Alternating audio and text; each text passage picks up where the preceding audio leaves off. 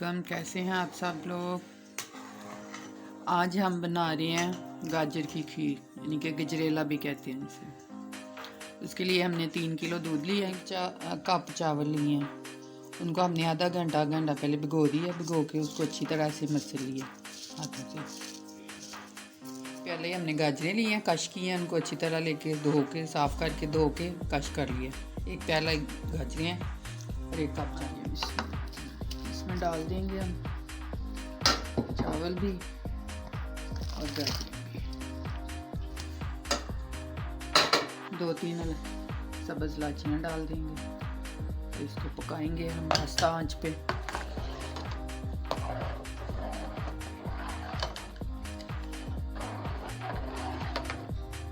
आस्ता आस्ता हल्की आंच पे पकने दें इसको। मेरी खीर तैयार हो गई है। अब हम इसमें डालेंगे चीनी, आधा प्याला। जो एक प्याला हमने आधा प्याले चावल लिए थे, एक प्याला गाजरें ली थी और आधा प्याले ये चीनी। ये हम डाल देंगे। बस 4-5 मिनट पकाएंगे, चीनी मिक्स हो जाए।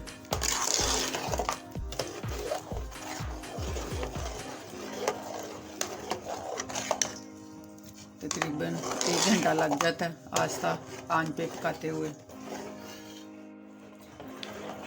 ये देखें जी, इतनी गाढ़ी होनी चाहिए, ना इसे पतली होनी चाहिए ना गाढ़ी होनी चाहिए।